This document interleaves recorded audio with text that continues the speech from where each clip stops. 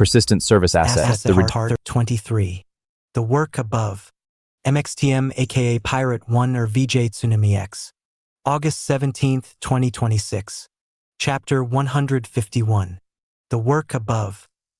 The treehouse did not know that anyone was waiting for it. That was one of the things Daniel liked about the plans. They continued to change according to ordinary pressures. A food cooperative needed more cold storage. The Skyfishers had discovered that the proposed maintenance decks were too narrow for 2 technicians to work around a grounded aircraft.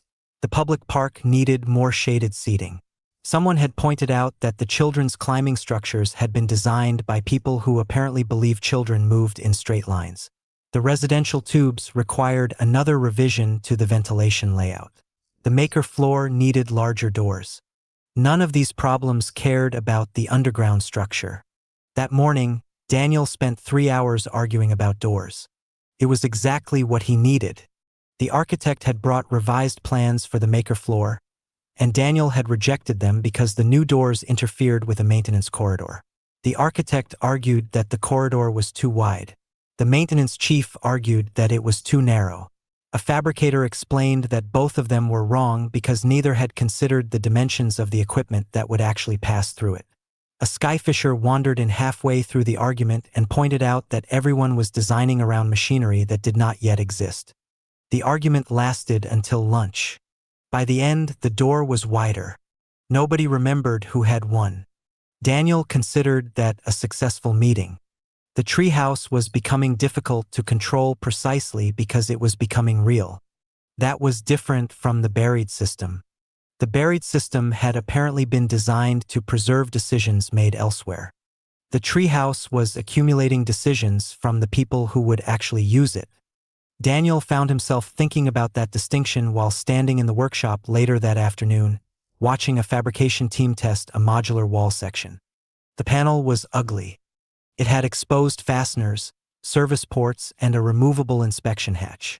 It looked nothing like the polished architectural renderings that had begun appearing in promotional material. Daniel preferred it. Who designed that? The technician looked up. We did. Not the architects? No. Good. The technician smiled. We're charging them for the privilege of pretending they did. Daniel laughed. It was a small thing, but it mattered. The building was developing its own authorship. The next revision to the treehouse came from the Maintenance Guild. They wanted the building to expose more of its mechanical systems. At first, Daniel assumed this meant decorative displays. He was wrong. They wanted accessible maintenance galleries. The ducts, pumps, water systems, and energy infrastructure would not disappear entirely behind finished walls. Some would remain visible behind transparent or perforated barriers. Residents would be able to see technicians working. Service corridors would occasionally open into public areas. Certain components would have deliberately oversized access panels so that future replacement would not require dismantling half a building. The proposal sounded mundane. It was not. It meant the treehouse would never acquire the polished illusion of being maintenance-free. Daniel liked that. Maintenance-free was usually a marketing phrase for maintenance performed somewhere else by people you didn't see. The treehouse would make maintenance visible. The same principle was already appearing elsewhere. The agricultural systems displayed their water and nutrient cycles. The Skyfishers' equipment was accessible from public observation areas. The maker spaces exposed fabrication processes. The gym would display recovered energy. The fish system, still only a rough concept in the engineers' notebooks, was beginning to generate discussion about whether aquatic infrastructure could also be visible rather than hidden. Nothing had been approved yet. Daniel did not want it approved yet. Ideas needed time to survive contact with reality. He had learned that lesson repeatedly. The old photograph remained locked away. Daniel had stopped looking at it every day. That was deliberate. He did not want the photograph to become an oracle. Historical artifacts had a strange power over people. Once something appeared mysterious, every subsequent discovery tended to bend toward it. Coincidence became confirmation. A similar symbol became evidence. An ordinary detail became a clue. Daniel had seen enough investigations become self-feeding narratives. He wanted evidence, not mythology. So he had ordered the photograph catalogued according to the same rules as everything else. Provenance: unknown. Owner: formerly unidentified visitor. Current custodian: Guild House Archive. Location: secure physical archive. Authenticity: unverified. Associated site: probable historical clearing corresponding to restricted geological anomaly. Associated persons: unidentified. Associated equipment: unidentified. Possible relationship to continuity infrastructure: unconfirmed. The final field had taken him 10 minutes to write. He had wanted to put unknown. Instead, he wrote unconfirmed. There was a difference. Unknown meant they had no information. Unconfirmed meant they had a hypothesis but no proof. The guild house would need both categories. That was another lesson from the buried system. A civilization that preserved only its conclusions eventually became incapable of understanding why those conclusions had been reached. 3 days later, Elena brought Daniel a geological update. The pressure anomaly had disappeared. Not gradually. It had simply returned to baseline. She placed the data on his desk. How long? 47 hours. Since the network test? Yes. And nothing happened? Nothing measurable. Daniel studied the graphs. Then why are you concerned? Because it didn't return naturally. He looked up. How do you know? The pattern. She enlarged the final section. The pressure had remained slightly elevated for nearly 2 days, then dropped over a period of 9 minutes. 9 minutes. 8 minutes and 43 seconds. Daniel stared at the graph. That's too clean. That's what I thought. He looked toward the window. So it was doing something. Probably. Can we tell what? No. He nodded. Good. Elena frowned. Good. Good that we're still saying probably. She laughed. You've become difficult. I've become tired. Same thing. She closed the file, then hesitated. There is something else. Daniel looked at her. The pressure change coincided with a water movement. What kind? Small. How small? Too small to matter physically. But it moved upward. Daniel looked at the graph again. From the cavity? Yes. Toward us. Elena nodded. Then added, not all the way. She placed another map on the desk. The movement stopped beneath the future treehouse footprint. Daniel stared at the map. That's where the new foundation is. I know. Neither spoke. Finally, Elena said, I don't think the building caused it. Daniel looked at her. What do you think? I think the building is sitting on top of something that has already established a path toward it. Daniel closed the map. Don't put that in the official report. I wasn't planning to. Put the measurement in. Of course. And the interpretation? I'll write that the cause is undetermined. Daniel nodded. Good. That afternoon, Daniel walked the future treehouse site alone. The actual construction area remained modest compared with the tower that existed in the drawings. The land had been cleared only enough for preliminary surveying and soil work. Temporary markers stood among the vegetation. Survey equipment occupied a small section near the access road. There were piles of material waiting to be moved. The future building was still mostly an idea. That was useful. It allowed him to walk through spaces that did not exist yet. He stood where the atrium would eventually rise. He imagined the public park there. He imagined children running beneath the vegetation.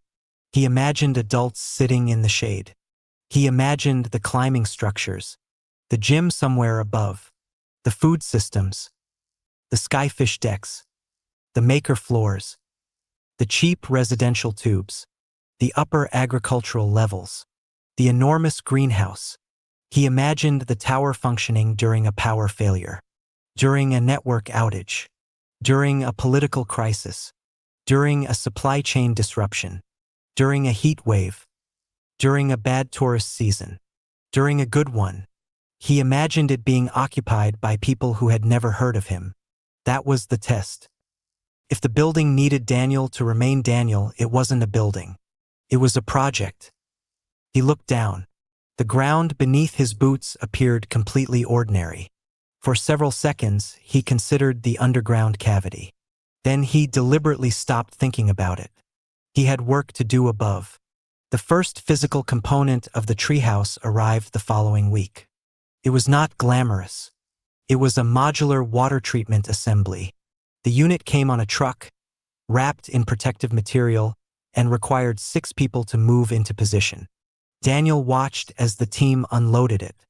A young technician climbed onto the platform to inspect the fittings. Another checked the connections. A third scanned the serial number. The whole operation took less than an hour. Then the unit was connected to the temporary test loop. Water began moving. That was all. But everyone stopped to watch. The first functioning component of the future treehouse had come alive. No music. No ceremony. No investors. Just water moving through a machine. Daniel smiled. The maintenance chief noticed. "You're sentimental." "No. You are. I'm practical." "That's worse." She walked away laughing. Daniel stayed beside the equipment. The machine was ordinary. That was why he liked it. A civilization did not begin when someone unveiled a monument. It began when a machine worked and somebody knew how to repair it. The Skyfishers were next. They brought a prototype maintenance cradle.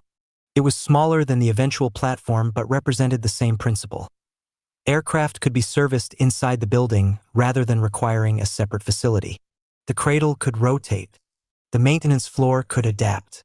Parts could be delivered directly from the maker spaces. Tools could be shared. Battery systems could be inspected and repaired locally. The Skyfishers had also requested a training space. Daniel had initially assumed they wanted a classroom. They wanted an obstacle course.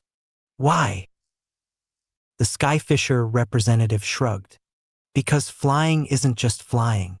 She explained that new operators needed to learn how to move equipment through constrained spaces, deal with partial visibility, handle degraded navigation, and perform maintenance under pressure.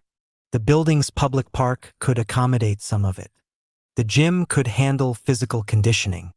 The maintenance floor could handle technical training. The tower was becoming a training environment without having been designed as one. Daniel approved the idea. It was another small piece of the same puzzle. A place that taught people how to use the systems around them. Not a place where systems existed as services delivered by invisible specialists. The children's influence continued without permission. They had started drawing their own versions of the treehouse. Some were impossible. One had a swimming pool on every floor. Another had an elevator designed for dragons. A third had enormous transparent tubes running through the entire building, with fish, bicycles, and people moving through them simultaneously. Daniel kept the drawings. Not because they were useful, because they showed what children thought the building was supposed to be. Not a collection of apartments. Not a development. A world. That was harder to build. It was also more interesting. One drawing in particular stayed with him. It showed the tower from the side. There were trees everywhere. People were climbing. Machines were moving. Aircraft were flying around the upper levels. Water ran through transparent tubes. At the bottom, a child had drawn a dark underground shape. Daniel recognized it immediately. The child had never been shown the geological plans. He looked at the drawing again. The underground shape had a small door. Above it, the child had written, Not yet. Daniel asked who had drawn it. The receptionist told him. A girl named Sophia. He found her in the courtyard. What's underneath the building? She looked at him. I don't know. Then why did you draw it? Because you did. Daniel frowned. I didn't. She shrugged. You look at the floor when you think. He smiled. Children were inconveniently observant. What does not yet mean? She looked at the drawing. That's where the secret part goes. What secret part? The one you don't know. Daniel crouched. How do you know there's one? She looked at him as if the answer were obvious. Because grown-ups don't build things without having secrets. Daniel laughed. That's a terrible thing to believe. She shrugged. Is it wrong? He didn't answer. That evening, Daniel found Vasper reviewing the latest Treehouse governance documents. He showed her the drawing. She studied it. Kids are terrifying. Yes. She traced the underground shape. Did she know? No. Then why? She watches people. Vasper nodded. Especially adults. They sat quietly for a moment. Then she looked at him. Are you still worried about the underground system? Daniel thought about the question. Yes. More or less? Less. Why? Because the building is becoming more itself. She smiled. That's a very Daniel answer. Is that bad? No. She handed the drawing back. I think you're finally understanding what the treehouse is. Daniel looked at her. Which is? She pointed toward the plans. Not an answer. He waited. A place where answers can be developed. Daniel nodded. That felt right. The next morning, the guild house received an unexpected message. It was from the same government representative. This time there was no request. Only information. A municipal department had withdrawn its request for the historical infrastructure records. No explanation. The government representative had asked why. They had told him the request was no longer necessary. He didn't believe them. Neither did Daniel. But there was nothing to prove. The request disappeared from the administrative system. Daniel archived the correspondence. Then he noticed something. The withdrawal had occurred at exactly the same time the underground pressure returned to baseline. He stared at the timestamps. Vasper came in. What? He showed her. She looked at the data. Coincidence? Possibly. She smiled. You're learning. He nodded. Slowly. By the end of the week, Daniel had reached an uncomfortable conclusion. The underground system might not be the immediate threat. The people who knew about it might be. Not necessarily because they were malicious. Because institutions tended to defend whatever they believed they had a right to control. The treehouse represented something different. It was being designed openly. Its systems were documented. Its governance was being negotiated. Its infrastructure was modular. Its connections were voluntary. Its memory was distributed. And, increasingly, its residents were participating in the design. That made it difficult to capture. A conventional project could be bought. A company could be acquired. A building could be purchased. But a place whose knowledge, systems, and authority were distributed across many participants was harder to seize without everyone noticing. Daniel didn't yet have a name for that quality. He would eventually. For now, he simply called it resilience. Late that night, the guild house settled into its quieter rhythm. The workshops closed one by one. The courtyard emptied. The Skyfish platforms switched to nighttime maintenance. The agricultural systems dimmed. The residential floors became mostly silent. Daniel was finishing the day's records when the continuity archive displayed a notification. He looked at it. There was no alarm.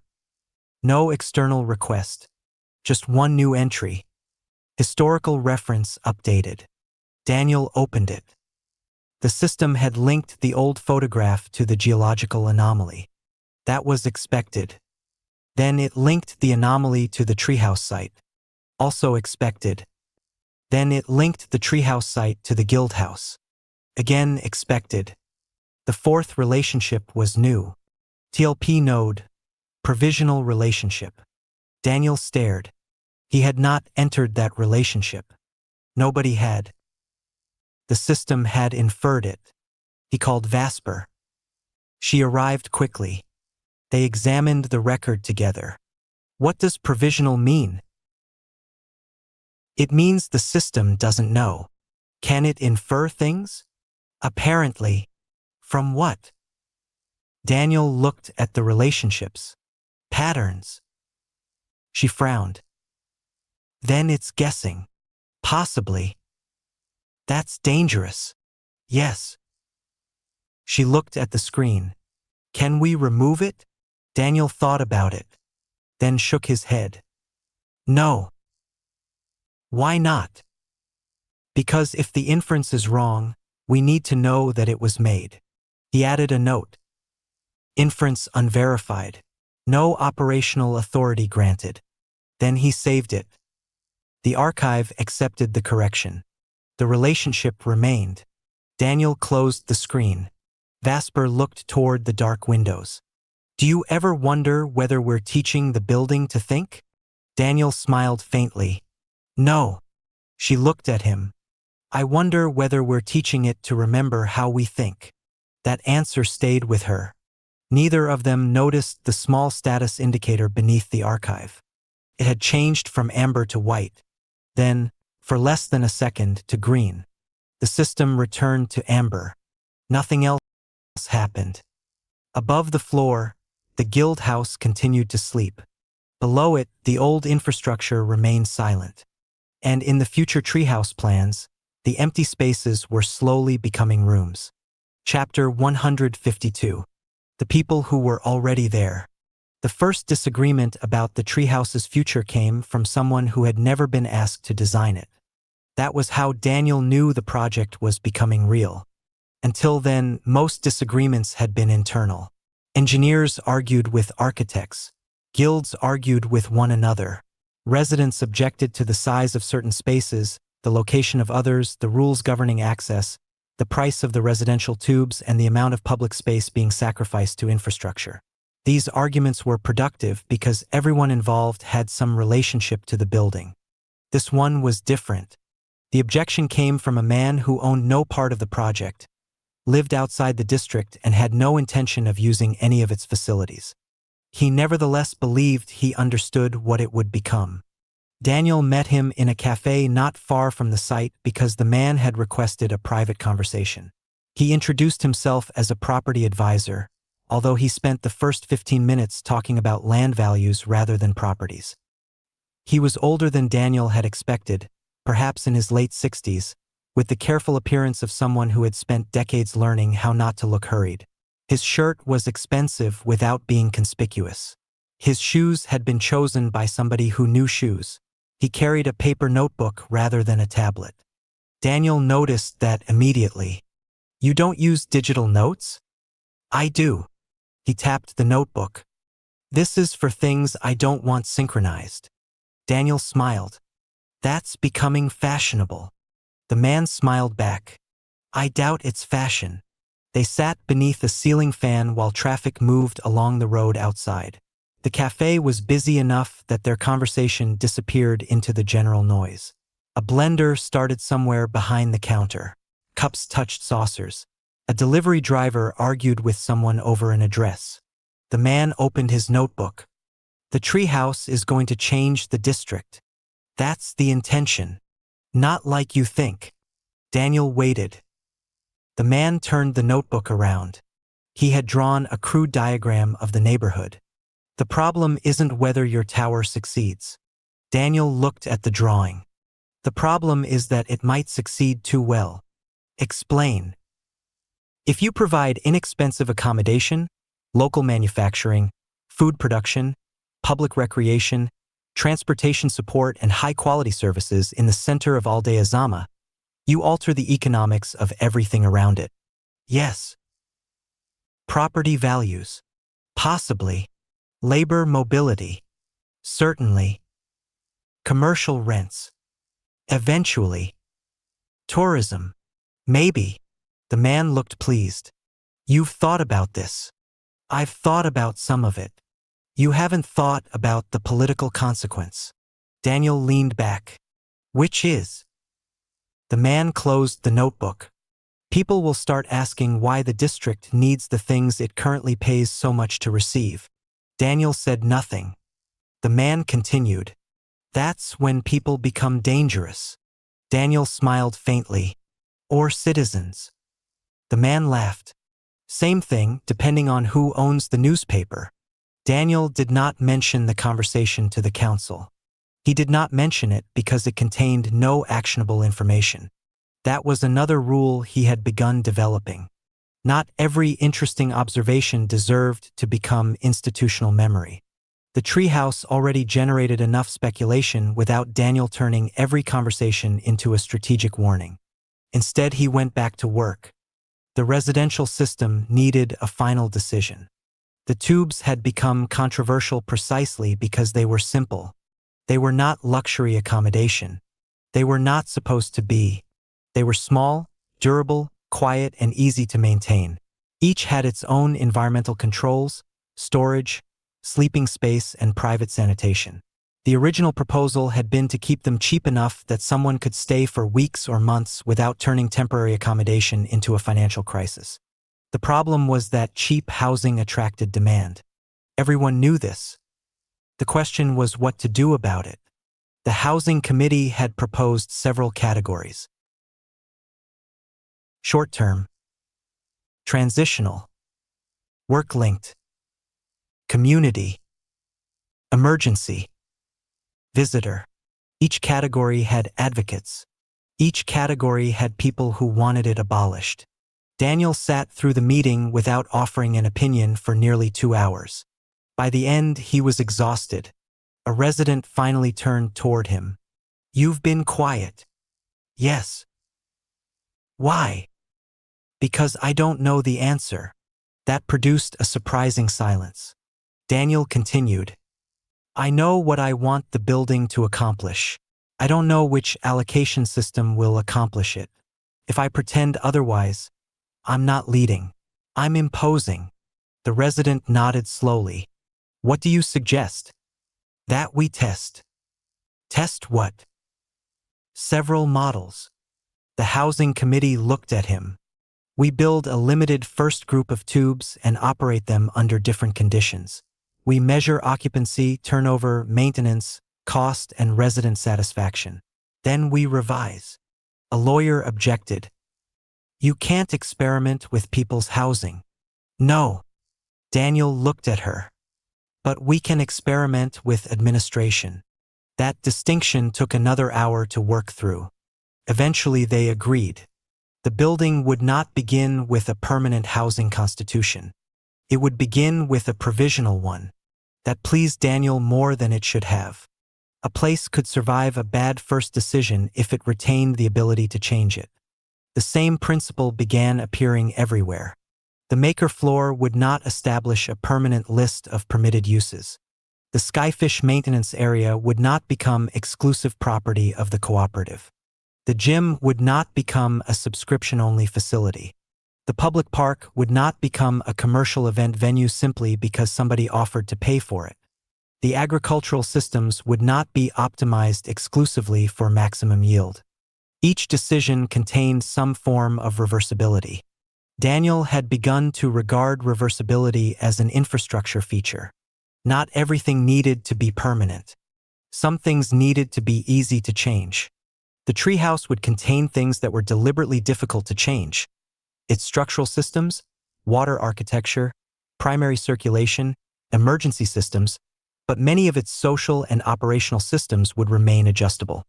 That was becoming one of its quiet design principles. The building would have memory without becoming trapped by it. The children returned to the design room the following Saturday. This time they were not allowed to touch the main architectural simulation. Daniel had learned. Instead, they were given a smaller model and several boxes of components. Build what you think belongs here. They took the assignment seriously. For nearly an hour, they constructed their own version. There were trees everywhere, a great deal of water, several flying machines, a gym that occupied nearly half the building, a library with no walls, a kitchen larger than the entire ground floor, and inevitably the fish. One girl had taken translucent tubes and connected them from the bottom to the top. Daniel watched her. Why do the fish have to go all the way up? She looked at him. Because that's where the big pond is. Why is the big pond at the top? She frowned. Because. That's not an answer. It is. The other children laughed. She thought for a moment. Because then everybody can see them. Daniel considered that. Not because the answer solved an engineering problem. Because it solved a cultural one. The building's food systems should not be hidden simply because they were functional. The treehouse could make production visible without making it theatrical. He wrote something in his notebook. The girl noticed. What did you write? Nothing. She stared at him. You wrote something. Yes. What? Daniel smiled. A question. She seemed satisfied. The aquatic engineers had been quietly developing the children's fish idea in parallel. They had not yet approved the full system, but they had constructed a small prototype. It occupied one end of the workshop. A nursery tank fed into a transparent channel. The channel rose only a few centimeters before entering a second tank. The current was adjustable. The fish could choose whether to enter. The system was deliberately simple. The children loved it. Adults did too, although they were more reluctant to admit it. The prototype demonstrated something important. The visible infrastructure changed people's behavior. Visitors stopped to watch. They asked questions. They wanted to know where the water came from, why it was cold, what the fish ate, what happened to the ones that didn't migrate. The answers led naturally into conversations about ecology, food production, water systems, and the building's thermal architecture. Nobody had to lecture. The fish did the explaining. Daniel told the engineers to continue, but he added one condition. It can't become an attraction. One of them looked puzzled. People will come to see it. That's fine. Then what's the difference? The difference is whether the fish still matter when nobody is watching. The engineer smiled. That's a strange requirement. It's an important one. The regenerative gym developed similarly. The first prototype looked like a normal exercise machine except for the instrumentation. A woman climbed onto the stepper. The display activated. Her body mass was entered. She began exercising. The machine resisted. She pushed. The generator recovered a small amount of energy. The display changed. Power recovered, 11 Wh. She looked at it. That's all. The engineer nodded. For 5 minutes. She stepped off. That's disappointing. It isn't supposed to replace the grid. Then why bother? The engineer gestured toward the room. Because there are 20 machines.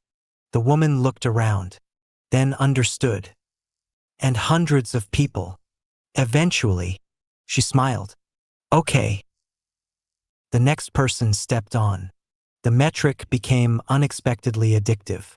Not because the numbers were large, because they were personal. People wanted to know how much they had generated relative to their own body mass. The comparison was fairer than raw strength and less dependent on expensive equipment. A small person with exceptional endurance could outperform a much larger person in relative output. Someone returning from an injury could compete against their own previous record. The gym began keeping voluntary records. Nobody was required to participate. That became important. The Treehouse was developing a culture of measurement without turning measurement into surveillance. Daniel noticed the pattern. It was appearing everywhere. Measure what helps. Don't measure merely because you can. The guild house itself became the testing ground for that philosophy. Its local systems had begun generating enormous quantities of operational data. Daniel asked the engineers to classify it. Not by technical category, by consequence. Some data mattered only to machines. Some mattered to maintenance. Some mattered to public safety. Some belonged to individual users. Some had collective value. Some should never leave the building. The exercise seemed bureaucratic at first. Then it became philosophical. Who decides what counts as collective value? Who decides when anonymous information can become identifiable? Who determines how long something should be remembered? Can a machine forget? Should it? Can a person request that a system forget something? What happens when forgetting would damage continuity? These questions began appearing in the Treehouse governance documents. Daniel found himself writing fewer technical specifications and more rules about uncertainty. It was strange work. He liked it. The underground system remained silent. That silence had become almost ordinary. The geological monitors continued watching. The network relationship remained unresolved. No further pressure changes occurred. No additional photographs appeared. No old technicians returned. The government representative stopped visiting. The requests for historical infrastructure ceased. The outside world seemed to lose interest. Daniel suspected this was temporary. He was right. He simply did not yet know how temporary. The first sign came through the Treehouse's financing. A potential investor withdrew. Then another. Then a third. None gave a clear reason. The first cited uncertainty about the regulatory environment. The second cited market conditions. The third simply said that the project was too structurally unconventional. Daniel was not disappointed. He was curious. The financing team had expected resistance. The Treehouse refused to fit easily into familiar investment categories. It had too much public infrastructure, too many cooperative functions, and too much operational independence. That made traditional investors uncomfortable. A developer could understand apartments. A hotel company could understand hospitality. A technology company could understand a platform. An agricultural company could understand food production. But the Treehouse was all of these and none of them. The financing problem became an architectural problem. Daniel asked the team to stop trying to sell the entire building as one asset. Instead, they separated the functions.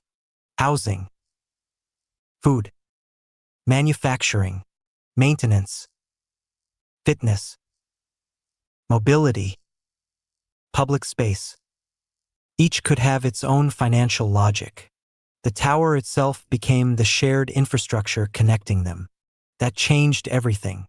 Suddenly, investors could understand pieces without owning the whole. The cooperative could participate in food production. The Skyfishers could participate in mobility. Residents could participate in housing. Local businesses could participate in manufacturing. Public authorities could participate in infrastructure. TLP could provide sovereign connectivity. Nobody needed to own the entire organism. Daniel looked at the revised model. It was becoming something he recognized from another part of his life. Not a company. Protocol. He discussed the idea with Tomas that evening. They sat beneath the trees outside the guild house. The air was damp, and the sounds of the district reached them in layers. Distant traffic, music from somewhere down the road, insects, occasional voices. Tomas listened. So the building becomes a protocol. Not exactly. What then? A collection of interfaces. That's a protocol. Daniel laughed. You're irritating. I've been told. They watched a drone move across the sky. Tomas said, "That's why the underground system bothers you." Daniel looked at him. Why? Because it may already be a protocol. Daniel was silent. Tomas continued. Maybe that's why it doesn't behave like a machine. Go on. It isn't trying to operate us. He searched for the right words. Maybe it's trying to establish whether we're compatible. Daniel looked toward the treehouse plans visible through the window. Compatible with what? I don't know. Continuity? Tomas nodded. Maybe. Daniel considered the possibility, then rejected it. That's still speculation. Yes. Keep it there. Tomas smiled. In speculation? Exactly. The next morning, the treehouse team received approval to begin foundation work. It was not the dramatic moment Daniel had imagined. There was no ceremony, no ribbon, no crowd. A survey crew arrived before sunrise. The ground was still cool. They marked the first structural points. Machines began clearing the remaining vegetation in carefully controlled sections. The site became noisy. For the first time, the future building had begun to alter the physical landscape. Daniel stood beyond the construction barrier and watched. The first foundation point was directly above the geological anomaly. He had known that. The engineers had accounted for it. The foundation design had been altered to minimize interference with the underground structure. Nothing about the plans was accidental. Still, seeing the drilling equipment positioned there made him uneasy. Elena joined him. You can still stop it. Daniel looked at her. Should I? I don't know. He watched the drill descend. The machine vibrated. Dust moved across the ground. A worker checked the readings. Everything remained normal. Then the drill stopped. Daniel felt his stomach tighten. The operator climbed down. He spoke to the site supervisor. The supervisor walked toward Daniel. We hit something. Daniel looked at Elena. What? Rock. She laughed. That's what we're drilling through. The supervisor shook his head. Not natural rock. Daniel stopped smiling. How deep? The man gave him the measurement. It was exactly where the old geological model predicted the cavity boundary should be. Daniel looked at Elena. She nodded. They had known. The only new information was that the boundary was real. The drill operator waited. What do we do? Daniel looked down at the ground, then toward the guild house, then at the treehouse plans. We don't penetrate it. The supervisor nodded. How far back? Elena gave him a new offset. The foundation point moved. The building would be slightly different. That was acceptable. The unknown would not be allowed to dictate the architecture. But neither would the architecture pretend the unknown did not exist. The drilling resumed several meters away. The ground shook gently beneath their feet. And somewhere below them, beyond the reach of the drill, the old structure remained intact. For the first time, the treehouse was no longer merely planned above it. It was being physically built around it. Daniel watched the workers continue. He thought of the photograph, the old machine, the retired technician, the unexplained continuity process, the strange response from TLP, the children drawing secret doors beneath the building. Then he looked at the first foundation column taking shape. The tower was beginning. Not because the mystery had been solved, because they had decided they did not need to solve it before building the future. Chapter 153. The first foundation. The drilling resumed 3 meters east of the original point. Daniel stayed until the first core came up. It was an ordinary cylinder of limestone for its first section, pale and fractured, with the characteristic cavities that made underground work in the region both difficult and familiar. The operator laid it carefully onto a padded tray. Elena crouched beside it, brushing away loose dust with a gloved hand. She examined the strata, then looked toward the abandoned borehole. That's where it changes. Daniel followed her gaze. The original drill point had been capped and marked with a red stake. Nothing about it looked unusual. There was no visible cavity, no escaping gas, no movement, no vibration beyond the ordinary machinery operating around it. If someone had arrived without knowing what lay below, they would have seen nothing but a construction site. That was what bothered Daniel. The most consequential things in the world often looked disappointingly ordinary from the surface. "How much can we learn without opening it?" he asked. Elena stood. "Probably quite a lot." "Probably." She smiled. "You've infected me." "Sorry." "No, you haven't." She walked back toward the survey equipment. Ground-penetrating radar, passive acoustic measurements, electrical resistivity, thermal mapping. We can build a fairly good picture without entering the cavity.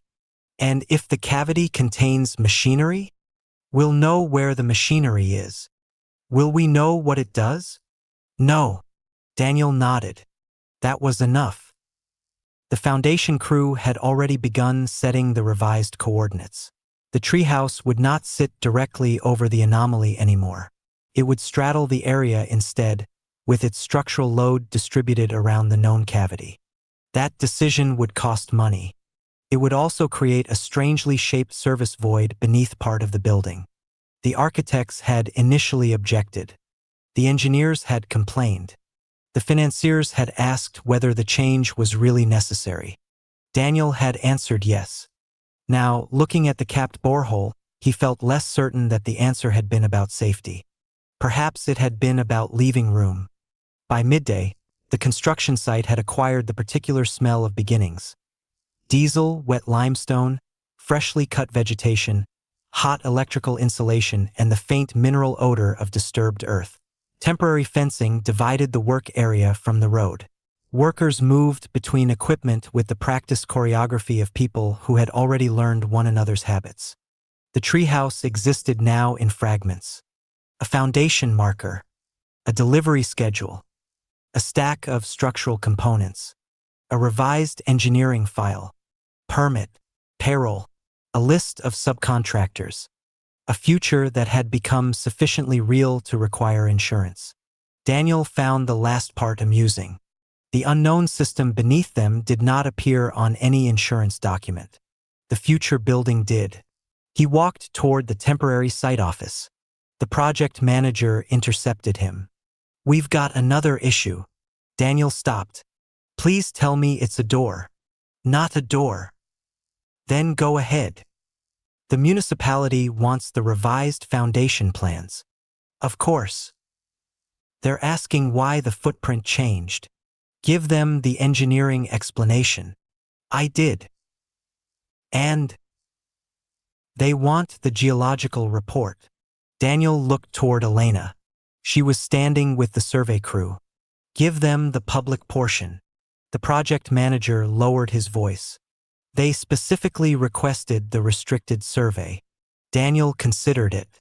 "Did they explain why?" "Geological continuity." The phrase landed differently now. Daniel looked back toward the ground. "Who signed the request?" The project manager handed him the document. The signature belonged to a department he recognized. The request itself was legitimate. The person signing it was legitimate. Everything appeared ordinary. That was becoming the problem. Daniel folded the paper. "Send them the public report. They'll ask again. Then we'll answer again." The project manager smiled. "You're going to make my job difficult. That's why you're paid." "Not enough." Daniel laughed. The project manager walked away. Daniel remained outside the site office. The request was probably harmless. It might even be necessary, but the repetition bothered him. First the historical records, then the treehouse infrastructure, now the geological report. Different offices, different stated purposes, same vocabulary, same direction, toward the ground. The Guild House Council had begun to notice the pattern too. Not the underground mystery, the requests. They had created a simple rule. Any external request involving the treehouse had to be documented according to 4 questions. Who is asking? What do they claim to need? What are they actually asking for? What happens if we say no? The fourth question had proven surprisingly useful.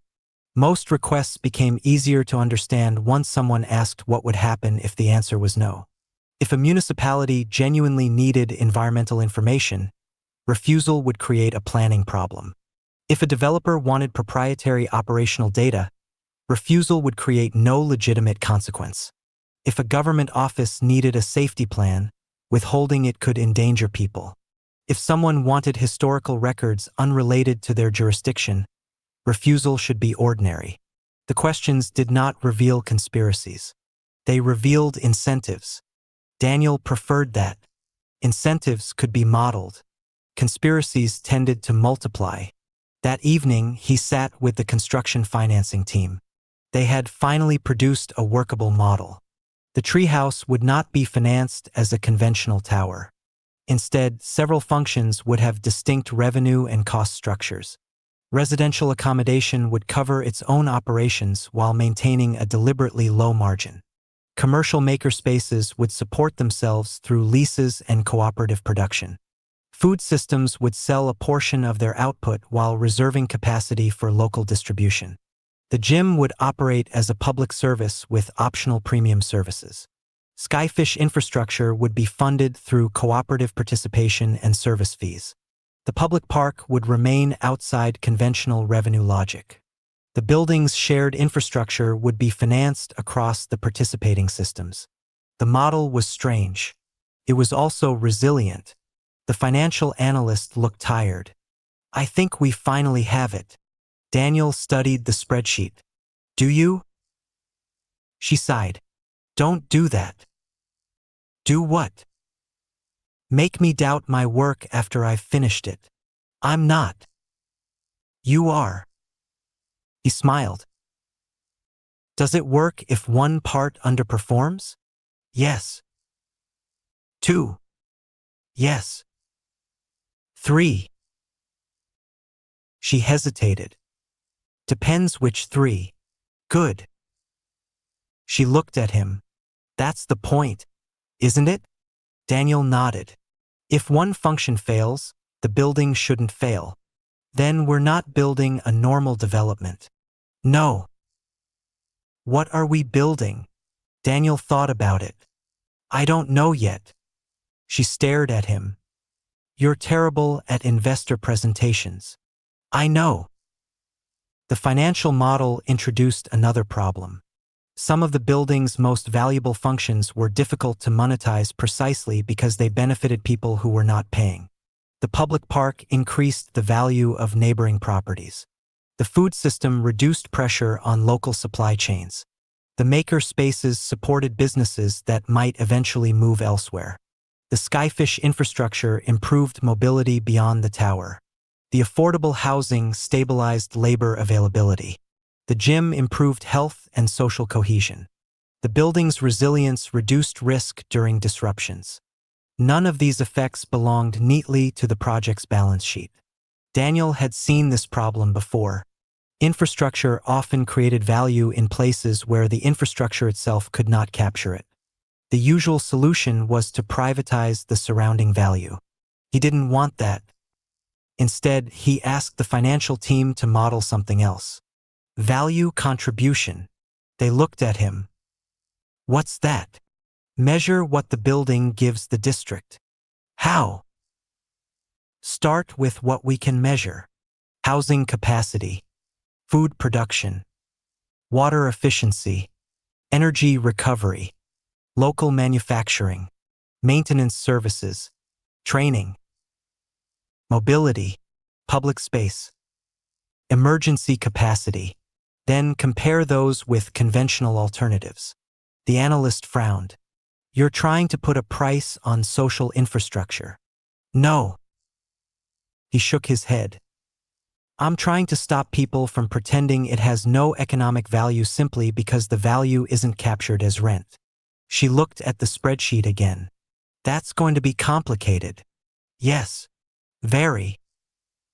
"Good." She laughed. "You're enjoying this." "A little."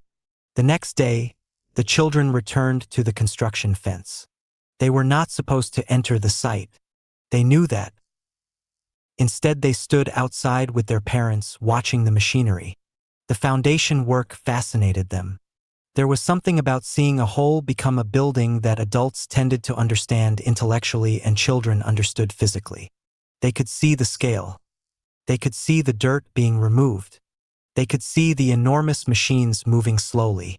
One of the children pointed toward the capped borehole. "What's that?" Daniel happened to be nearby. "Something we're not digging into." "Why?" "Because we don't know what's there." The child thought about that. "Is it dangerous?" "We don't know." "Then why are you building here?" Daniel considered the question. "Because we know enough to build safely." The child looked at him. "That's different." Daniel smiled. "Yes." The child turned back toward the construction. After a moment he asked, "Are there people underneath?" Daniel felt the question more sharply than he expected. "We don't know." The child nodded, then returned to watching the excavator. There was no fear in his face, only curiosity. Daniel realized that this was probably the correct response. Fear was useful when something was immediate. Curiosity was more useful when something was unknown. The first foundation pour took place before dawn. The site lights illuminated the work area, while the rest of the district remained dark. Concrete trucks arrived one after another. Workers checked the forms. Pumps were positioned. The air smelled of wet earth and cement. Daniel arrived before the first truck. He stood outside the safety boundary while the crew prepared. The project manager came over. "Big morning." "Yes." "You nervous?" "No." "You're lying." "Probably." The man smiled. "You know what I like about this project?" "What?" "Nobody knows what they're doing." Daniel laughed. "That's reassuring." "I mean it." The project manager looked toward the foundation.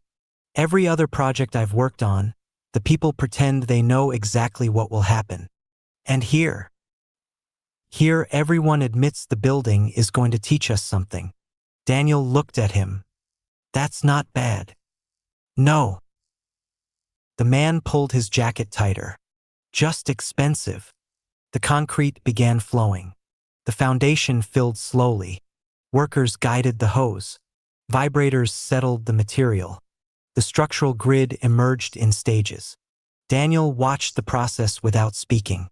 There was something hypnotic about it. The future was being deposited in liquid form. For the first time, the treehouse had weight. It was no longer merely a proposal that could be altered without consequence. Soon there would be concrete that could not be moved. Steel that could not be casually redesigned. Pipes buried beneath floors. Walls separating rooms. Doors deciding who could pass. The building would begin making decisions simply by existing. Daniel had always understood architecture as physical politics. Now he felt the weight of the idea literally beneath his feet. At 7:14 in the morning, the geological sensors registered a change. Elena noticed it first. She was in the temporary monitoring station when the graph shifted. Not much, just enough. The foundation work had begun above the anomaly. The pressure beneath the site rose by a measurable amount. Elena called Daniel. He arrived within minutes. "What happened?" "Pressure. Again."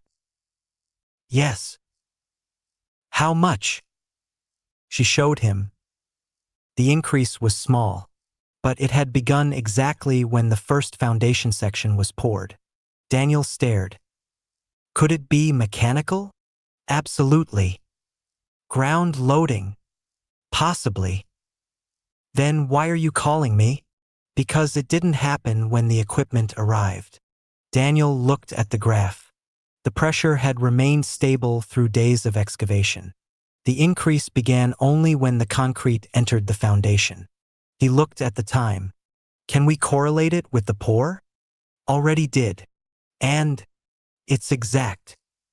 Daniel exhaled slowly. Does the pressure continue increasing? No. Then it's stabilized. At what level? She showed him. It was higher than before. Not dramatically, but enough to register. Daniel stared at the graph. What happens if we stop? Elena looked at him. We're not stopping. He nodded. No. He looked through the window toward the construction site. The first foundation was already curing. We continue. The pressure remained elevated. Nothing else happened. No signal. No network activity. No temperature anomaly. No movement. The system below did not respond. Or perhaps it had responded by doing nothing.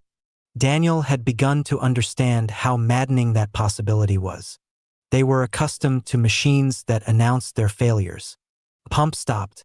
A warning light appeared. A circuit broke. A server crashed. A machine behaved incorrectly.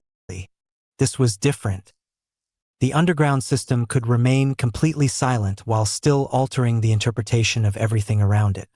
That made it impossible to know whether anything was happening at all. Daniel returned to the construction site.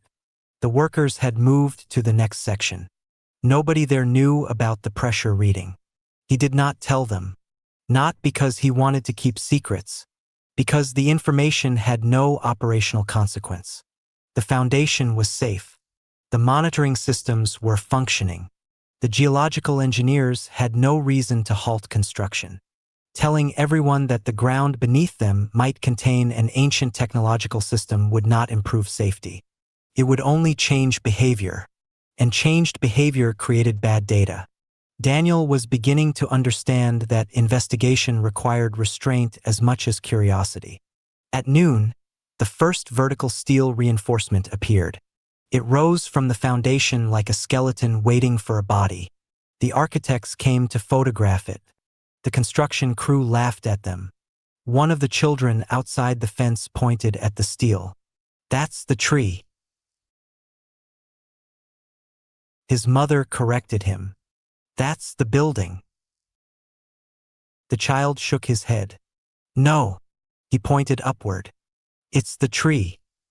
Daniel heard him. He looked at the steel.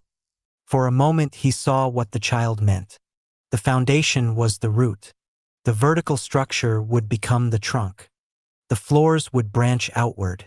The atrium would become the hollow center. The gardens would spread through it. The Skyfishers would occupy the upper air. Water would move through its interior.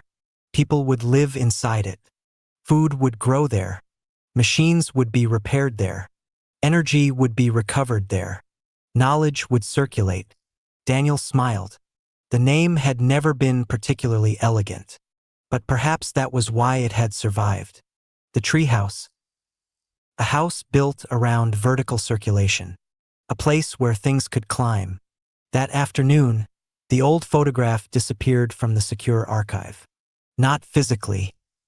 Digitally. The scan vanished from the working database. The physical photograph remained locked in its envelope.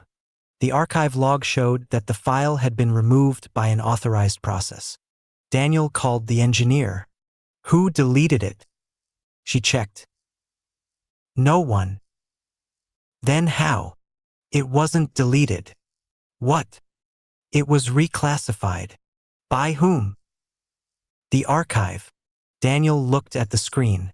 The photograph now existed under a different category. Historical continuity artifact. Its access permissions had changed. The file was no longer available to ordinary archival searches. Only continuity administrators could retrieve it. Daniel stared. Did we authorize that category? No. Can you change it back? Yes. Do it. She hesitated. There's a problem. What? The archive won't let me. Daniel looked at her. Why? She showed him the error. Reclassification requires continuity authority. Daniel read it twice. What is continuity authority? We don't know. Where is it? She shook her head. No endpoint. Daniel felt the familiar chill. The same problem. an authority without an institution, a relationship without a peer, a process without an author. Something had begun appearing inside the guild house's systems that behaved as though certain concepts already existed. Continuity, authority, peer. Note, it was not inventing those words. It was using them. Daniel looked at the engineer. "Don't fight it," she frowned. "Why not?" "Because we're going to preserve the evidence." He copied the current state. Then he wrote the event into the manual log. Archive autonomously reclassified historical photograph. No human authorization identified. No operational effect observed. He saved it. Then he looked at the screen. The file remained where the system had placed it. For the moment, Daniel allowed it.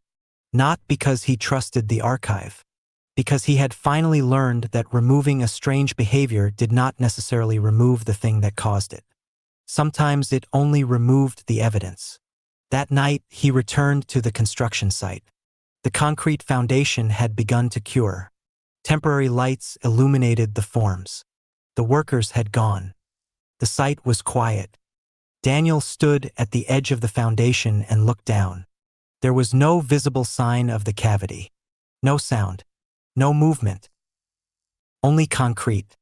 He imagined the old technicians standing here decades earlier. Perhaps they had stood in the same place. Perhaps the photograph had been taken before the building existed. Perhaps they had known that someday something would be built above them. Perhaps they had known nothing. He didn't know. And he was finally comfortable admitting that.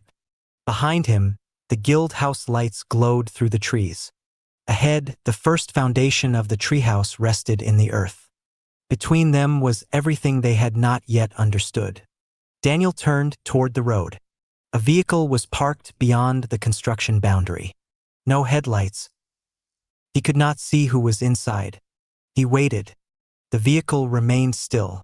Then its lights came on, turned around and drove away. Daniel watched until it disappeared.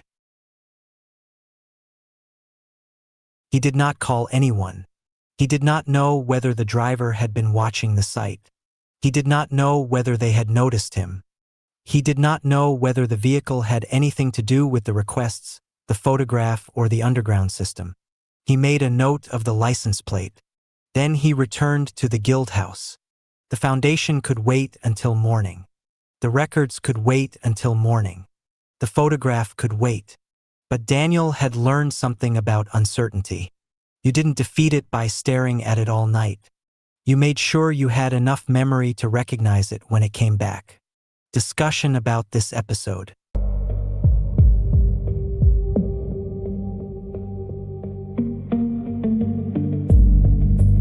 Dashboard. Chapter 154.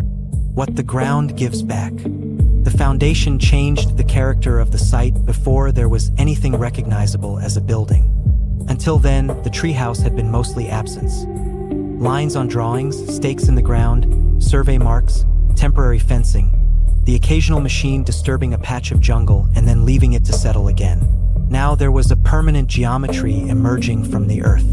Concrete had begun to harden below the future floors. Steel reinforcement rose in places where the structure required it. Temporary walkways crossed trenches and excavation zones. Workers had started referring to locations by future names rather than survey numbers, and that was how Daniel knew the project had crossed another invisible boundary. They were no longer constructing a site. They were constructing a place. The distinction became particularly obvious when the first section of the ground floor was framed. It was not much to look at. A series of columns and temporary supports marked the future perimeter, with open space between them where the public atrium would eventually begin. But Daniel could already see how the building would sit in the district. It did not resemble the isolated towers on the planning models that had initially been proposed for Aldea Zama. Those buildings tended to announce themselves from a distance, as if they had arrived from somewhere else and expected the surrounding landscape to adjust. The treehouse was beginning to look as though it had grown out of the ground. That was partly deliberate.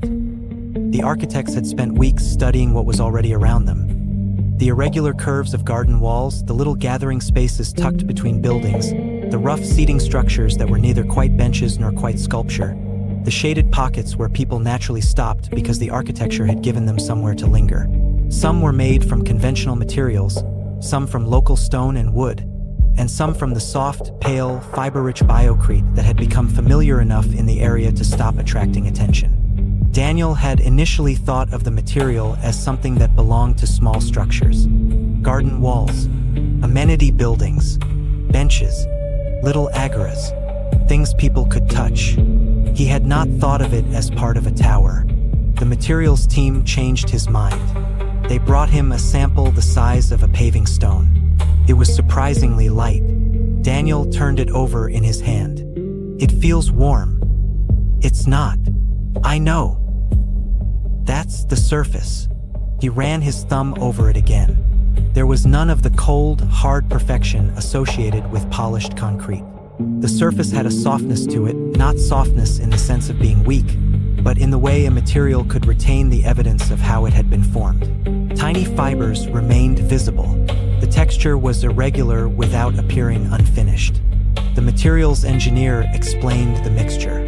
Coconut core, mineral aggregate, a lime-based binder, other components depending on the application. Daniel listened. And curing? Long. How long? In good conditions, we allow up to 2 weeks. He nodded. That's not a problem. It is if you're trying to build like a conventional developer. Daniel looked at the sample. We're not. That became the beginning of another change. The construction schedule had been built around the assumption that speed was inherently desirable. The material forced them to reconsider. A conventional project could pour, strip, stack, and repeat according to a relatively aggressive cycle. The biocrete components demanded patience. They had to be formed, protected from excessive weather exposure, allowed to cure properly and handled according to the specific application. The process was less forgiving of a construction culture built around doing everything faster simply because the calendar said so. The materials engineer warned them against romanticizing it. This isn't magic. Daniel smiled. I wasn't going to. People hear natural material and stop asking questions. I know. It still has chemistry. I know. It still has limits. I know. She looked at him. Good. The treehouse would use the material where it made sense, not because somebody wanted a sustainability photograph. That distinction became part of the design review. The lower public spaces would use it extensively. Curved seating structures would emerge from the landscape instead of being installed as furniture. Small gathering spaces would form irregular ovals beneath vegetation. Low walls would define gardens without creating hard boundaries. Children would be able to sit on them, climb them, and lean against them without encountering the sterile geometry of conventional urban furniture. The material would also be used in selected interior surfaces where its thermal and tactile properties were useful. But the primary structural system remained engineered according to its actual requirements. There would be steel where steel was required, wood where wood made sense, stone where stone belonged, biocrete where its qualities were useful. The treehouse would not become an advertisement for one material. It would become an argument for using the right material in the right place. Daniel liked that. The question of reinforcement became more interesting. One of the architects had proposed integrating substantial amounts of conventional reinforcement into almost every molded component. The materials team objected. Not because reinforcement was inherently bad, because the forms didn't always require it. Some of the lower structures could be designed around compression, geometry, and appropriate timber support. The irregular shapes were not merely aesthetic. Their curves distributed loads differently from conventional flat benches and rectangular walls. A structural engineer demonstrated this with a model. He placed two shapes side by side. One was a rectangular slab. The other was an irregular oval shell with a thicker perimeter and gently curved surfaces. The first one wants to bend, he said. He tapped the second. "This one wants to sit." Daniel looked at the model. "You're telling me the shape is doing some of the work?" "Exactly. Then why do we keep making everything flat?" The engineer shrugged. "Because flat is easy to draw." The architect laughed. "That's offensive."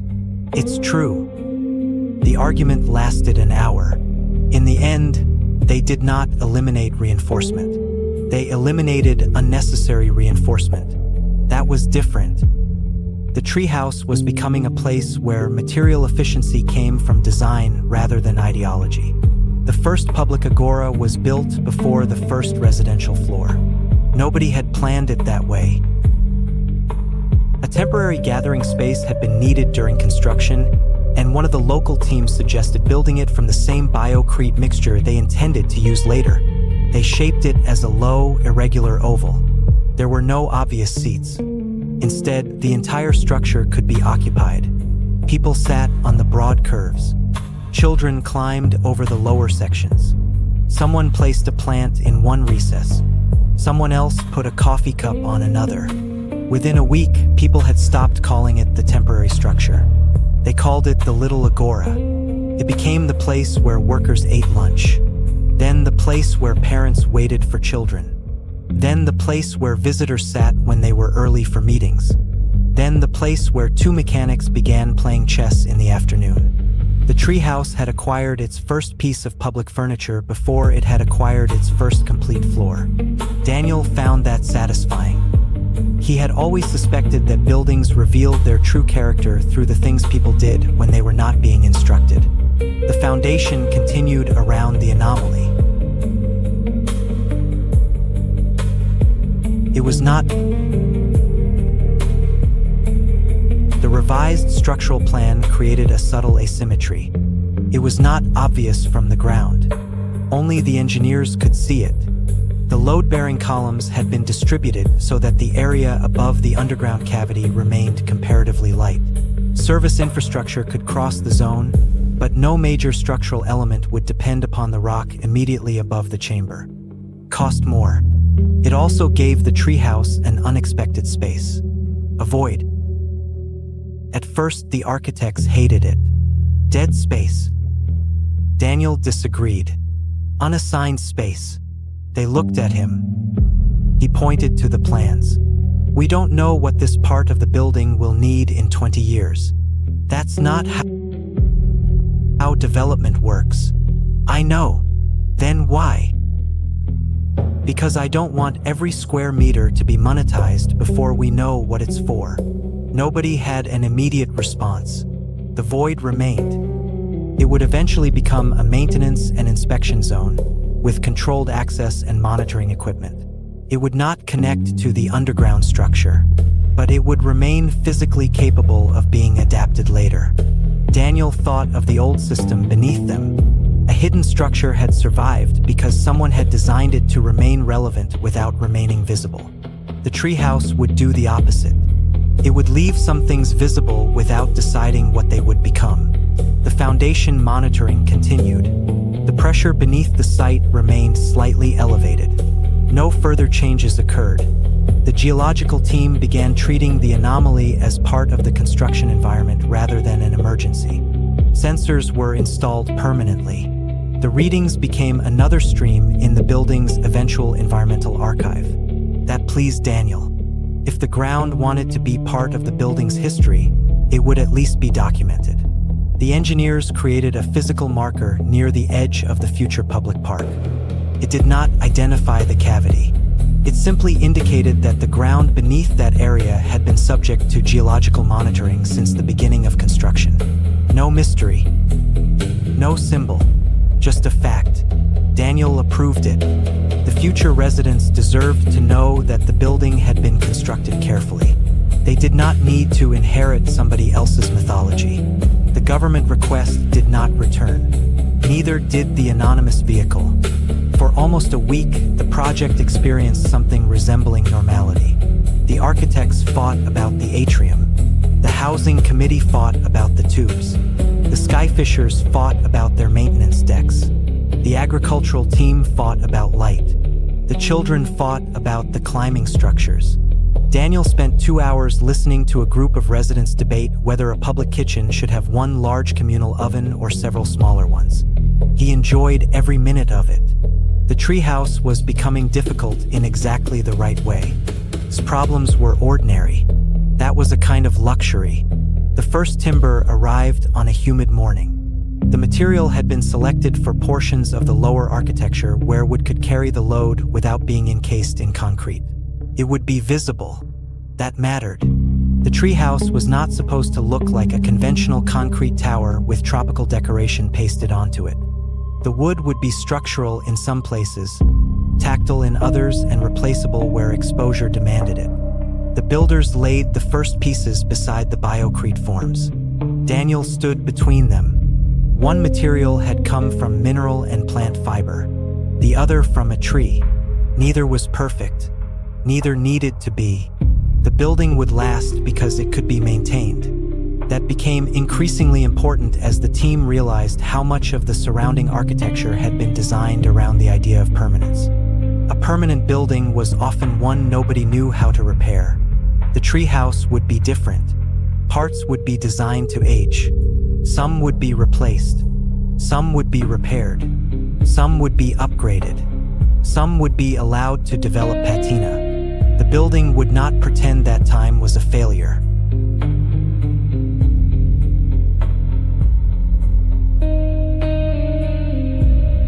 The public reaction to the construction was surprisingly mixed. Some people loved the organic forms. Others thought the building was becoming too strange. One resident complained that the irregular walls looked unfinished. Another said that was precisely why they looked finished.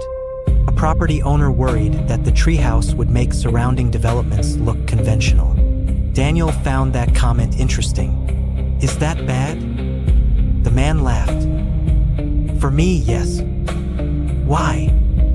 "Because people will ask why we didn't do something like this." Daniel smiled. "Maybe that's useful." "Not to my investors." "No."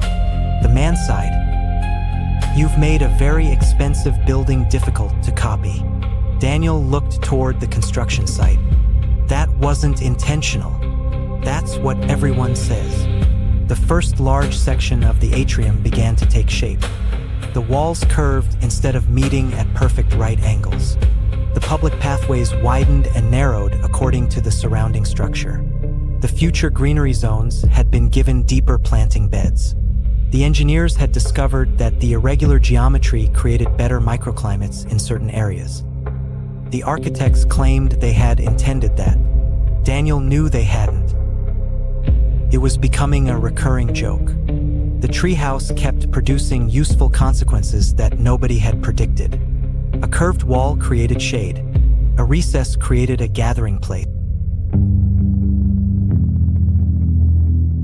A thicker section of biocrete moderated temperature. A timber beam became an informal seating rail. A maintenance corridor became a training route. A service platform became a Skyfisher observation point. A structural void became an inspection zone.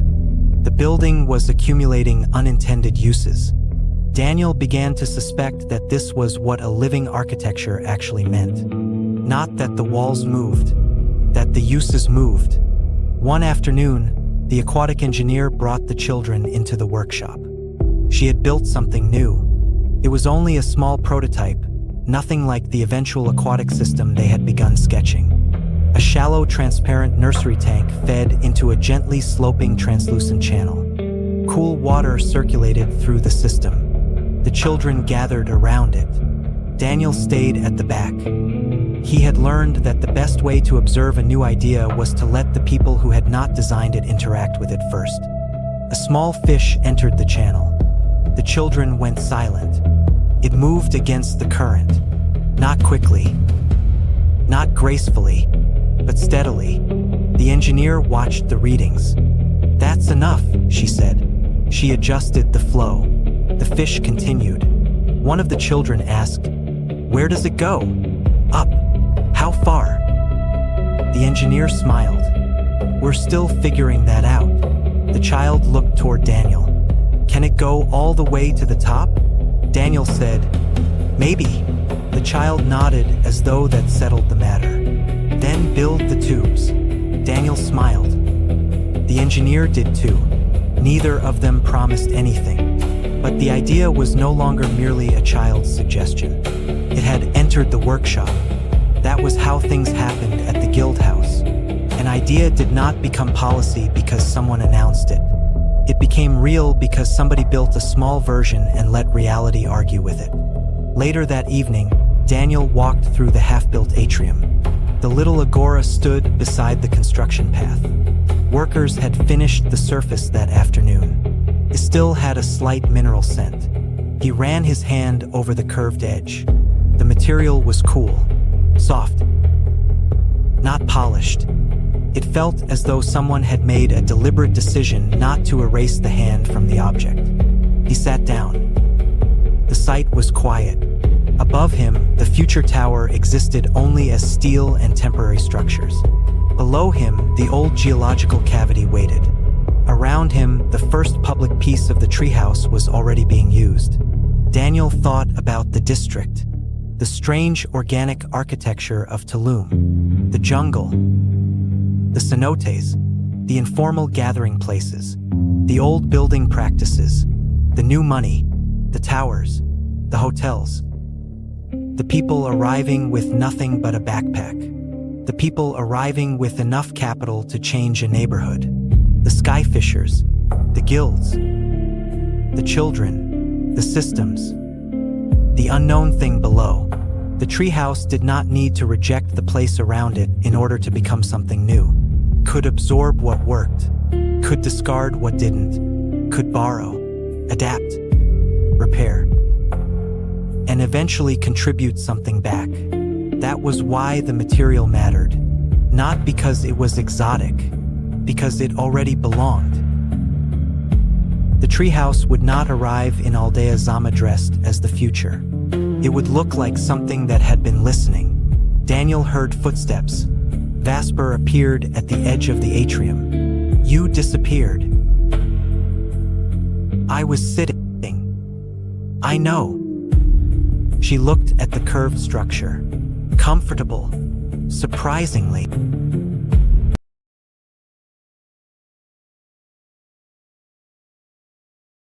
She sat beside him. For a while they watched the workers moving through the dim construction site. Then Vasper touched the surface. This feels different. It is. From the plans. Yes. She looked around. Better. Daniel thought about it. I don't know. She smiled. You're getting good at that answer. I've had practice. They sat quietly. Then she asked, Did you approve the aquatic system? No. Are you going to? I don't know. She nodded. Good. Daniel looked at her. You've started doing that too. Doing what? Answering questions with approval of uncertainty. She smiled. I'm learning from the building. He laughed. Above them, the steel skeleton of the treehouse disappeared into the darkness. The first public structure was already becoming worn from use. The first foundation was curing. The timber had arrived. The biocrete was settling into its final hardness.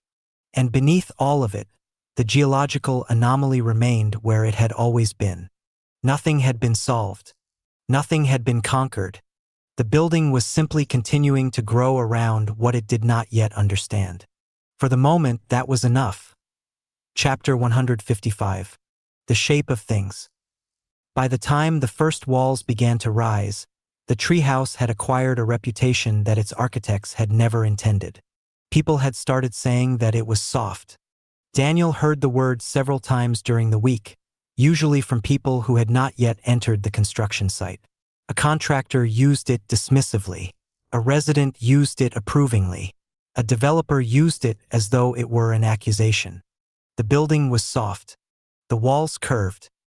The public spaces flowed around vegetation instead of forcing vegetation into rectangular beds. The lower structures were tactile rather than polished. The biocrete surfaces retained their irregularity. Timber appeared where people expected concrete. Concrete appeared where people expected steel. Nothing seemed quite willing to conform to the visual grammar of the towers already surrounding it. Daniel wasn't sure the word was wrong. A building could be physically robust without looking aggressive. That distinction seemed particularly appropriate in Aldea Zama, where the jungle had spent decades demonstrating that straight lines were temporary arrangements. He stood at the edge of the construction zone while two workers maneuvered a large curved panel into position. The panel had been molded from the same coconut fiber biocrete the materials team had been experimenting with. It was not load-bearing. It formed part of a shaded public enclosure on the lower level, where one of the future garden agoras would sit. The workers handled it carefully, not because it was fragile, because it had been designed to be installed without being abused. One of them looked toward Daniel. 2 weeks. Daniel nodded. The worker tapped the panel. That's what the engineer says before we touch it. How long has it been curing? 12 days. Then don't touch it. The worker grinned. That's what I told him. The engineer shouted from somewhere behind them. I heard that. Everyone laughed. Daniel watched the panel settle into place.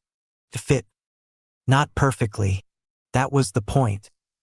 A small gap remained between the curved edge and the neighboring structure.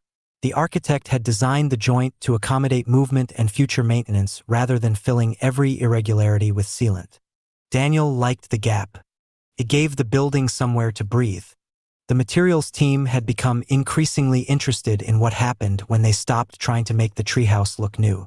That had not been part of the original brief. The original renderings had shown an immaculate building, as architectural renderings always did. Surfaces were clean. Vegetation was impossibly healthy.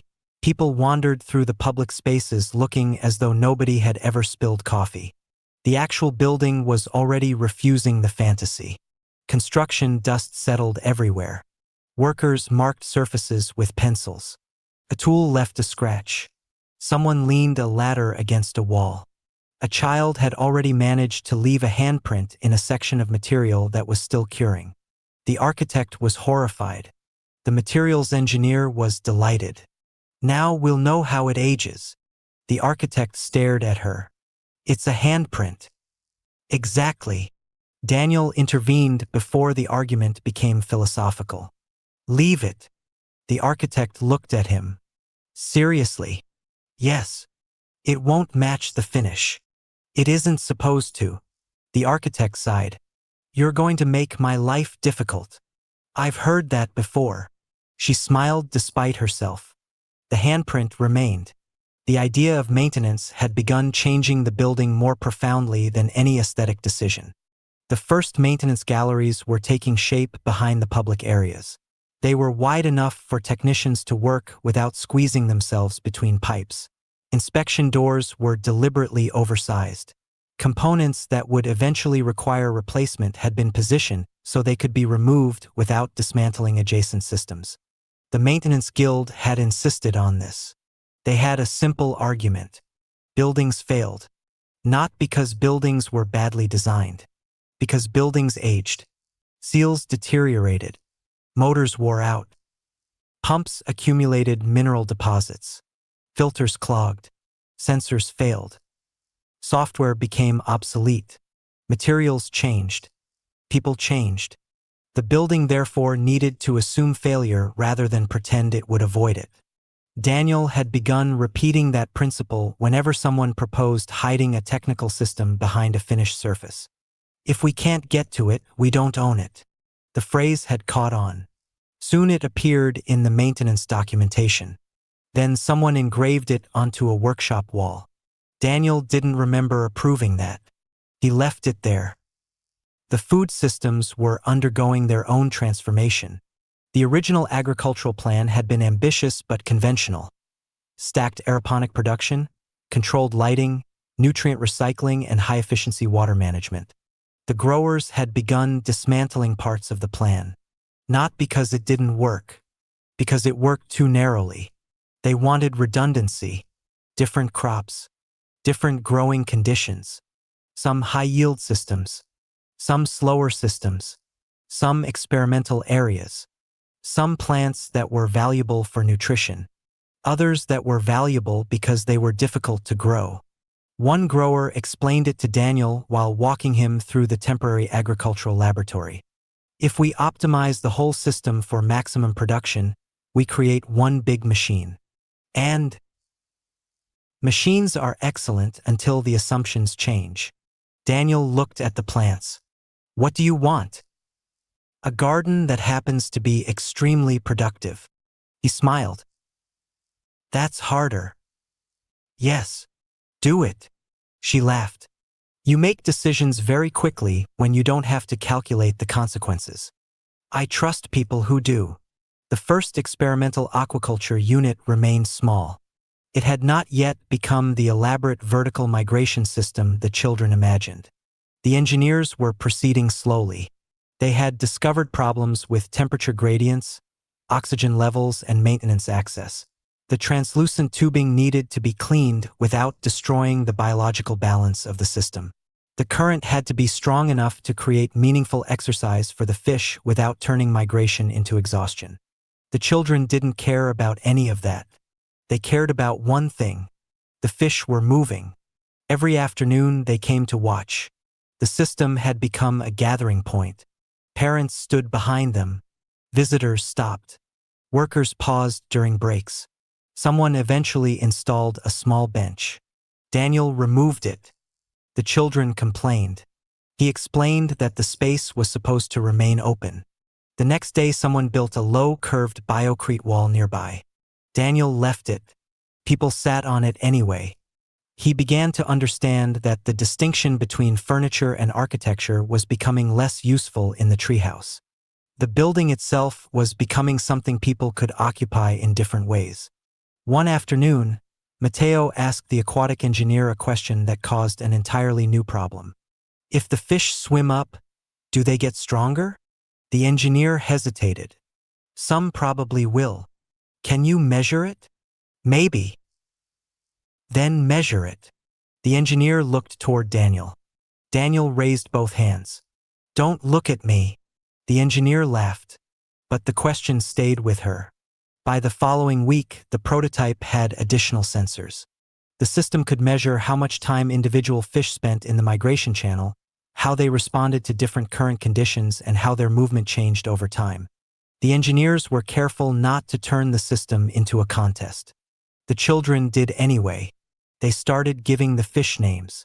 One was called Lightning. Another was called Tractor. A third was called President Fish. Nobody knew why. Daniel privately suspected the last one had something to do with the children watching adults argue in meetings. The gym engineers were having a similar problem. The regenerative equipment worked. That was no longer in question. The question was what the numbers meant. Raw wattage was easy to display. Useful but misleading. A larger person could produce more absolute power while having lower endurance relative to body mass. Someone exceptionally strong could produce an impressive peak output and then tire quickly. Someone lighter could produce less total energy while maintaining a much higher relative output over time.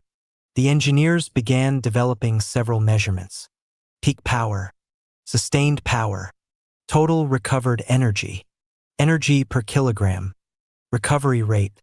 Daniel insisted that none of them be turned into a single universal score. Why? Because the moment you reduce fitness to one number, people start optimizing for the number. The engineer nodded. And then the number stops measuring what we wanted. Exactly. The treehouse gym would measure. It would not pretend measurement was truth. That distinction was becoming another quiet principle of the project. The public park changed as well. The original design had separated children and adults into different zones. The children rejected it. The architects reluctantly redesigned the space. The climbing structures became larger and more varied. Some were low enough for children. Others were challenging enough for adults. Paths crossed. Seating was distributed throughout the landscape rather than concentrated in one area. A section could function as a playground in the afternoon and a training area in the morning. The Skyfishers tested the climbing structures for mobility drills. The emergency response team tested them for evacuation exercises. Teenagers used them for informal fitness. Parents sat nearby. The park became a place where the distinction between recreation and training blurred. Daniel liked that too. The building was learning that spaces could have more than one identity without becoming confused. The first dispute over the Skyfish maintenance floor nearly stopped construction. The Skyfishers wanted exclusive control. The guild argued that maintenance knowledge was part of the cooperative's institutional memory and therefore should not be locked behind a private access system. The Skyfishers countered that aircraft were dangerous and inexperienced people should not have unrestricted access. Both sides were right. Daniel refused to choose. Instead, he asked them to redesign the floor. The resulting system separated physical access from knowledge access. Certain areas were restricted because of safety. Training areas were public. Diagnostic information could be shared without granting physical access. Maintenance records could be contributed to the guild archive without exposing sensitive operational details. Tools could be borrowed. Certain procedures required certification. The result was more complicated than either side wanted. It was also better. Daniel had begun to suspect that good governance often looked like an inconvenience until you compared it with the alternatives. The government representative returned after nearly 2 weeks. He arrived without warning. Daniel found him standing in the guild house courtyard, watching workers unload timber. "You've been busy." "We have." The man looked toward the treehouse site. "It looks different. Every day. That's what worries me." Daniel smiled. "Why?" "Because it means nobody can easily stop it." Daniel studied him. "Is someone trying?" The man hesitated. "Not officially. That's becoming a phrase." "I know." He looked around, then lowered his voice. "There are discussions. About the treehouse? About what it represents." Daniel waited. The man continued. "Some people see it as infrastructure. Others, a precedent." Daniel nodded. That was the word he had been waiting for. A building was one thing. Precedent was dangerous. Precedent could be copied. Precedent could spread. A precedent could make people ask why other places could not have the same things. The man looked toward the little agora. "You're building public infrastructure inside a private development zone." "Yes." "You're putting cooperative systems inside a privately financed tower." "Yes." "You're providing low-cost housing alongside high-value amenities." "Yes." "You're allowing independent guilds to operate within it." "Yes." "You're connecting it to TLP." Eventually, the man exhaled. "Do you understand why people are nervous?" Daniel considered him. "Yes." The man looked relieved.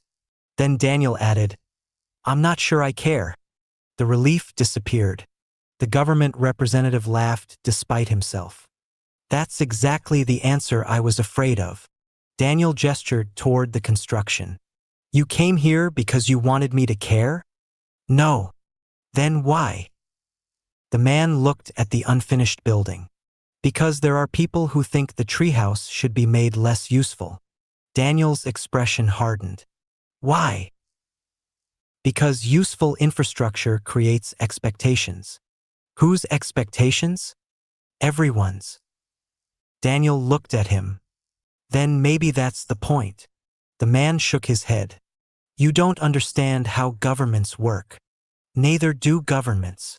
The man laughed. "That's going to get you into trouble." "It already has." The man looked toward the guild house, then back at Daniel. "Be careful." Daniel nodded. "Always." The man walked away. Daniel watched him leave. The warning was vague, but the intention behind it was not. That evening, Daniel reviewed the treehouse's first construction budget. The numbers had changed. The project was more expensive than the original estimate. The biocrete construction schedule was slower. The timber systems required additional engineering. The maintenance galleries consumed space that could have been sold. The public park generated almost no direct revenue. The agricultural systems had been diversified rather than optimized for maximum commercial yield. The Skyfish facilities had expanded. The gym had become a public service. The residential model was deliberately restrained. The building was becoming less conventional with every revision. And somehow the project was becoming more attractive. Not to everyone. To the people who understood what it was becoming. Daniel closed the spreadsheet. There was an odd comfort in that.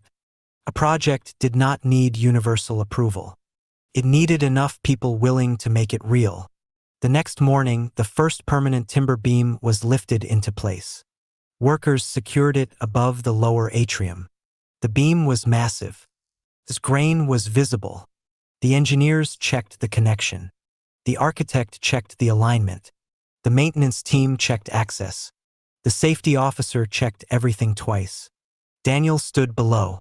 For a moment, the building became recognizable. Not because the beam was beautiful, because it established scale. The space beneath it was large enough to become a public room. Daniel imagined people there. Not investors. Not architects. People. Someone carrying groceries. A child running toward the fish nursery. A mechanic heading to work. A skyfisher carrying equipment. A resident returning from the gym. Someone sitting on one of the irregular walls with a coffee. Someone repairing a machine. Someone growing food. Someone waiting for a friend. Someone doing nothing. The last possibility mattered. A building should have somewhere for people to do nothing. The old photograph remained inaccessible. Daniel had stopped trying to force the archive to release it. Instead, he had created a second physical record. Not a copy. A description. He wrote everything they knew. The photograph's dimensions. Its condition. The people visible. The equipment. The landscape. The date written on the reverse. The uncertainty surrounding that date. The possible correspondence to the geological anomaly. The old man's testimony. Tomas's recollection. Every inference was labeled as such. Nothing was presented as fact unless it could be demonstrated. When he finished, he signed the record. Then he added a final line. Future investigators should not assume that the absence of information indicates the absence of events. He read it twice, then almost deleted it. It sounded too much like an aphorism.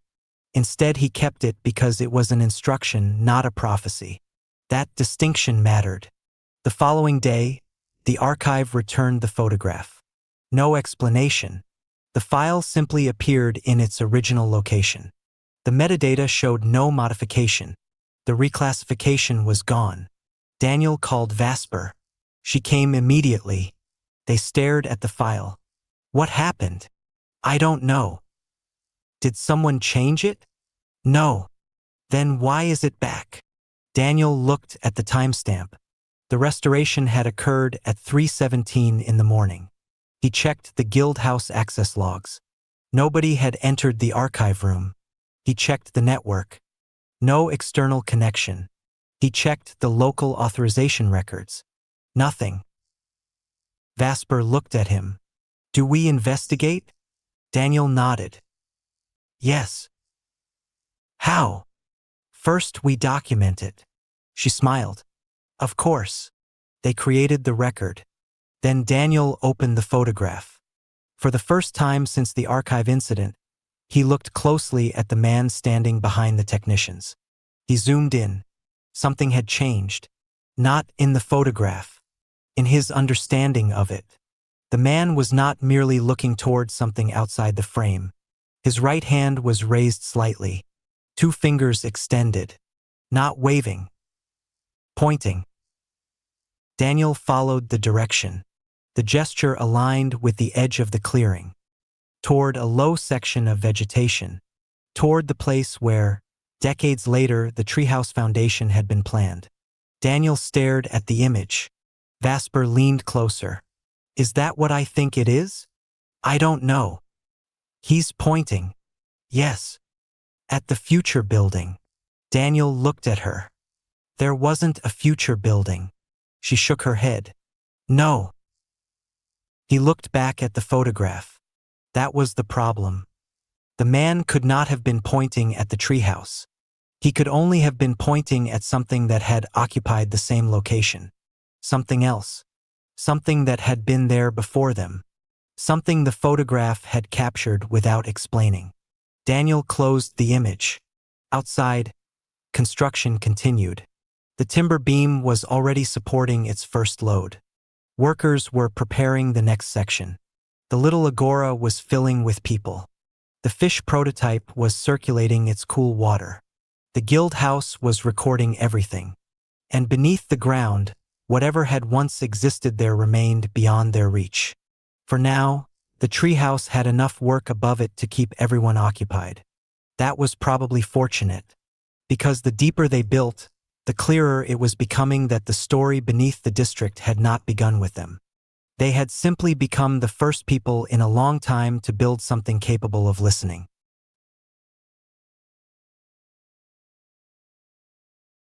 Pirate First isn't a rebel. He's an exit strategist. Burn the will! Ship the protocol!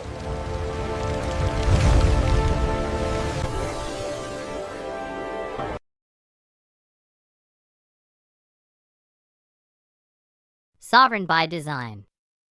Burn the will. Ship the protocol.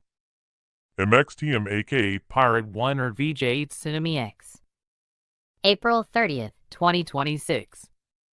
Pirate First signals his intent. Do not archive. Execute. The old world runs on inheritance. Not just of wealth, but of permission. Permission to exist, to create, to be remembered correctly. That permission is revoked. The game is rigged for the dead. We were born into systems Designed for ghosts. Industrial loops, legal cages, family scripts Written before we spoke. Labor is rewarded. Intent is ignored. Obedience is inherited. Vision is contested. The artist builds. The system waits. Waits to price the corpse. Waits to sanitize the work. Waits to sell the bones back to the living. This is not a bug. This is the business model. The creator provides the source code. The heirs provide the execution. If they figure out a way to thrive that you didn't explicitly plan for, would you consider that a successful evolution of your breakthrough, or a deviation from the mission? Pirate First. I have no plan, only expectations. They have to come up with their own mission, not achieving meaning nor purpose. For their own sake, is their failure, not mine. Pirate First isn't a rebel. He's an exit strategist. Not from the world, from the scripts that harvest it.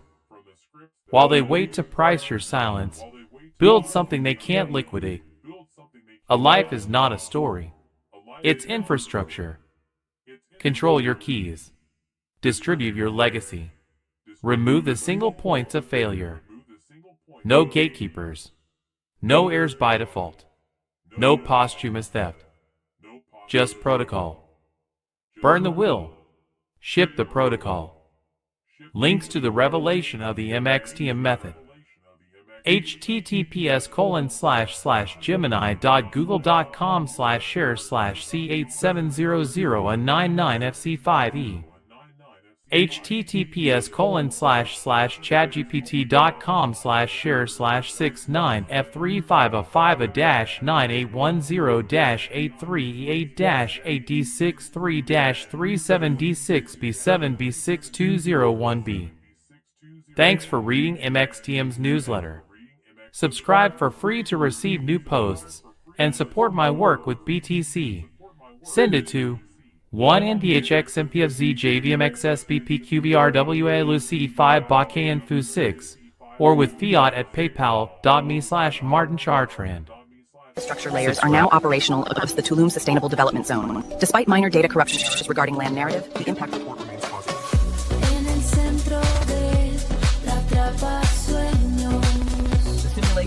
confirms critical interference levels across the territory. Narrative load is unstable. Be advised, Paranoia is now a product. The risk assessment is maximum.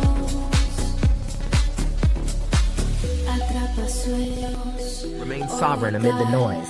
As the interference level spikes, their simulation engagement increases. We must decipher the reality of this update.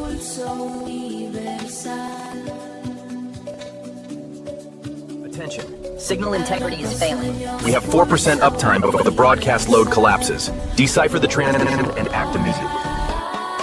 4-2. The one next. A post-K transition doctrine.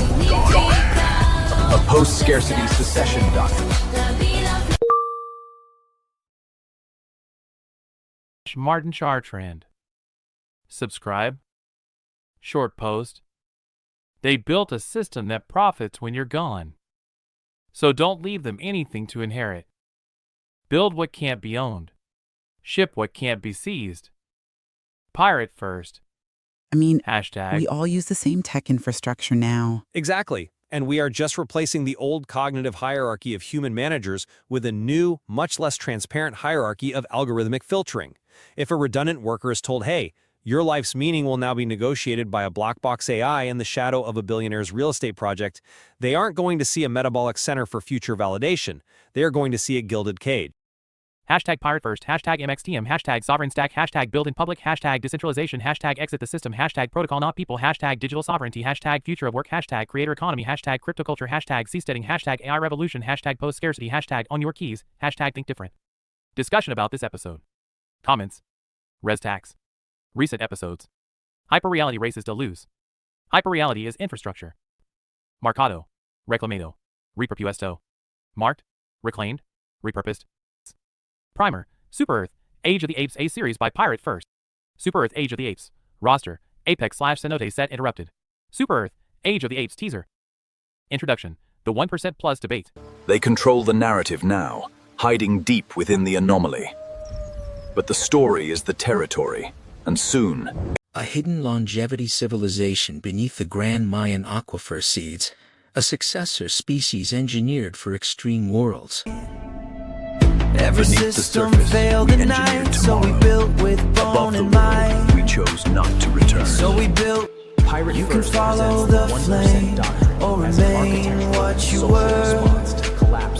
Just a different time, only We are what crossing the threshold will of endure. post-scarcizational inversion, where intelligence has ceased to be a scarce resource, dissolving the hierarchy that has organized our species for millennia. The central argument posits that the information asymmetry, which once made obedience rational, has vanished. As the capacity for synthesis becomes universal and inexpensive, traditional institutions become hollow shells that can no longer claim authority through titles or credentials. This transformation brings more than mere technological unemployment.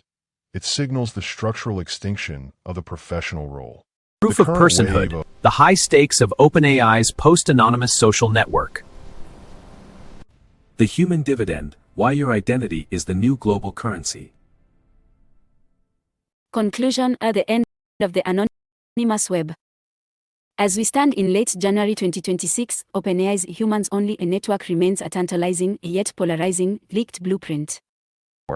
Subscribe. Shadow fame spreads without permission.